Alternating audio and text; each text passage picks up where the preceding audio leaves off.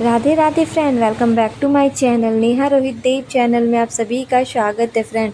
तो आप सब कैसे हो फ्रेंड? तो आप सब मेरे कमेंट में हरे कृष्ण ज़रूर लिखें, क्योंकि इंदिरा एकादशी के बारे में मैं आज बताने वाली हूँ। उसके नियम क्या है, उसकी विधि क्या है, ये कब प्रारंभ हो रही है, समाप्त कब हो रही है, ये सारी चीज़ें मैं आपके साथ शेयर कर रही हूँ फ्रेंड। तो इंदिरा एकादशी आश्विन माह के कृष्ण पक्ष के दिन यह मनाया जाता है, इंदिरा एकादशी व्रत। तो ये इसके पारण का शुभ मुहूर्त क्या है, किन किन बातों का ध्यान रखनी चाहिए, दशमी से लेकर द्वादशी के संपूर्ण नियम हम आपके साथ शेयर करेंगे, जानेंगे आपके साथ। और विश्वकर्मा पूजा के नियम विधि सारी चीज़ें शेयर करेंगे।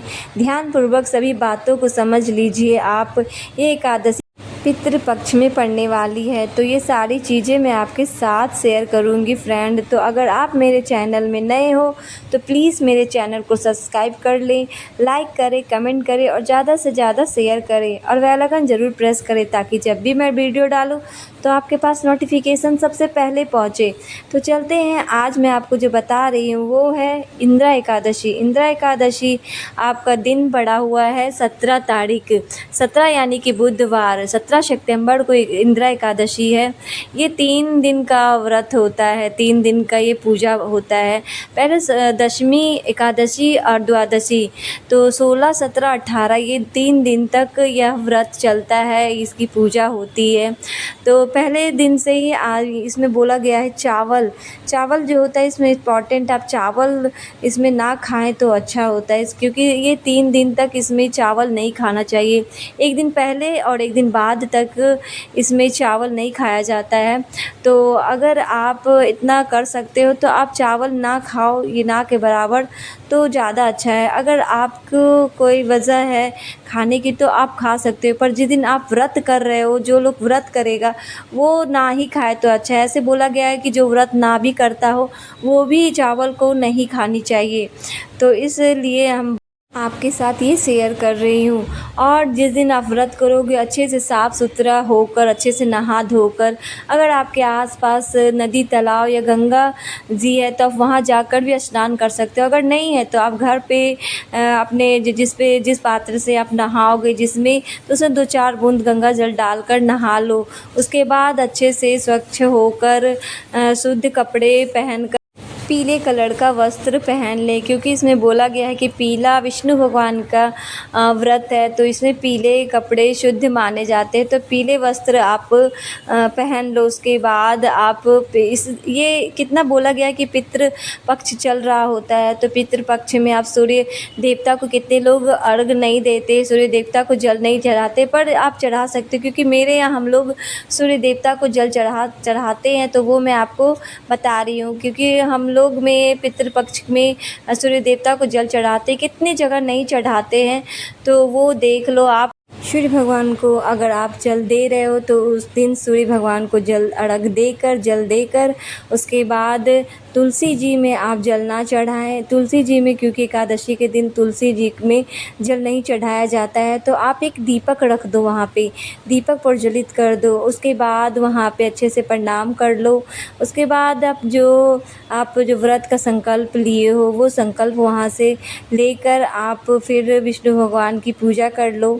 और वो उस दिन तुलसी पत्ता नहीं तोड़ा जाता है, तो उस दिन और एक दिन पहले तोड़ लो, क्योंकि कितने लोग मंगलवार को भी नहीं तोड़ते हैं, तो आप एक दिन पहले ही आप तोड़ लो। अगर नहीं तोड़ सकते तो अगर आप नीचे गिरा हुआ तुलसी जी है तो वहाँ से भी आप उठाकर आप पूजे के स्थान पे रख सकते हो, प्रसाद जग वगैरह जहाँ चढ़ाओगे, क्योंकि तुलसी के बिना विष्णु भगवान की पूजा अधूरी मानी जाती है। तो इसलिए मैं ये बता दे रही हूँ कि कितने लोग मंगलवार को भी तुलसी पत्ता नहीं तोड़ते हैं, तो एक दिन पहले ही आप तोड़ लो, यानी कि सोमवार को आप तोड़ लेना। उसके बाद आप जो तुलसी पत्ता तोड़ के जो विष्णु भगवान को चढ़ाओगे, तो अगर नहीं है तो आप नीचे से लेकर चढ़ा लो। उसके बाद अगर आपके घर में या मंदिर में विष्णु भगवान की फ़ोटो है तो आप उसमें भी पूजा कर सकते हैं। अगर आपका इच्छा है या मन है तो आप चौकी लगाकर भी आप विष्णु भगवान जी को स्थापित कर पूजा कर सकते हैं। चौकी लगाकर भी आप पूजा कर सकते हैं। अगर विष्णु भगवान की फ़ोटो है तो आप अच्छे से कपड़ा भिंगा कर उसे पोंछ लीजिएगा। अगर उसकी मूर्ति है तो आप पंचामृत से उसे स्नान कर कर उसकी पूजा कर लें। पंचामृत में आप घी, दूध, दही, उसके बाद गुड़, घी, गंगा जल डालकर आप पंचामृत से स्नान करवा लीजिएगा विष्णु भगवान जी की।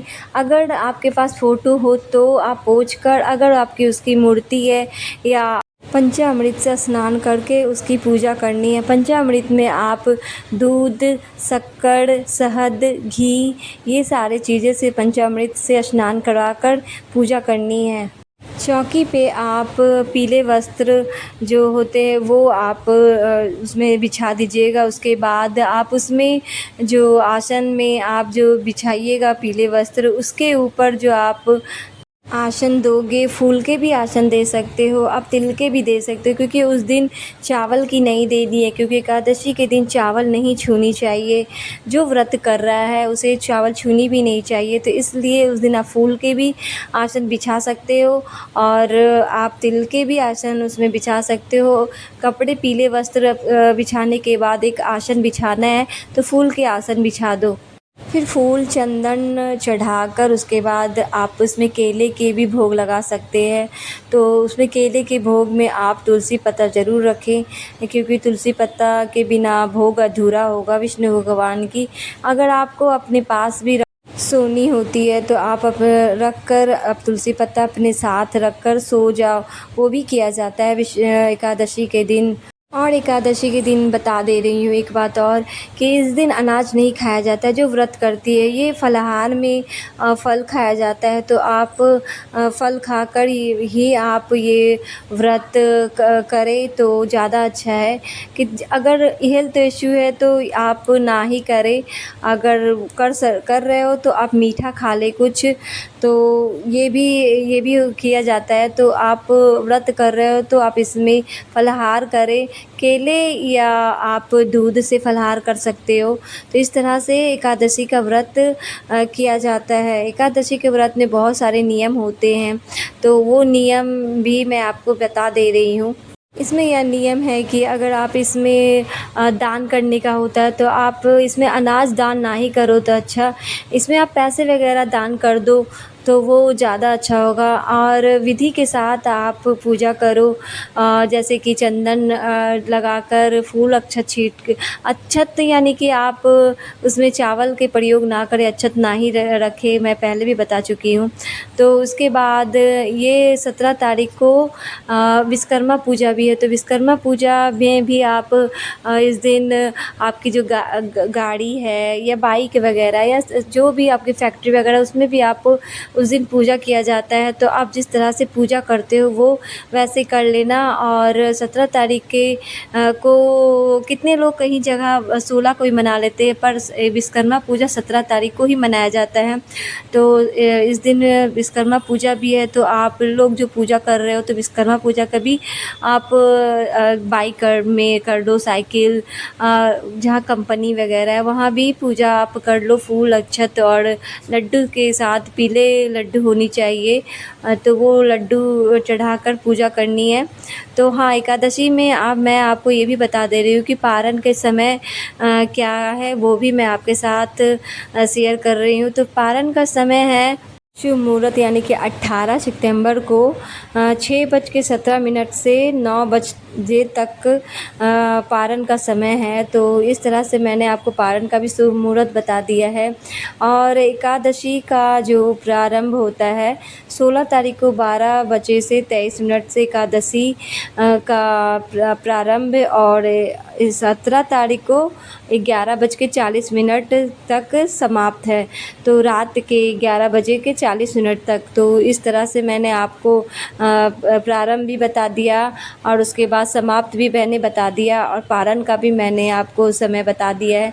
तो इस तरह से मैंने आपको एकादशी की सारी चीज़ें आपके साथ शेयर कर रही हूँ। और इसमें पितृपक्ष भी चल रहा होता है, तो पितृपक्ष एकादशी में जो तिथि रहती है, कितने एकादशी के दिन पितृपक्ष की समाप्ति करते हैं और कितने द्वादशी के दिन तिथि निकलती है, तो कितने लोग द्वादशी को भी खिलाते हैं, ब्राह्मणों को खिलाते हैं। और जिसकी जैसी खिलाते, जैसे एकादशी को भी करते हैं, खिलाते हैं ब्राह्मणों को, तो उस दिन भी आप खिला सकते हो। इस तरह से भी पितृपक्ष की भी समाप्ति होती है। तो राधे राधे फ्रेंड।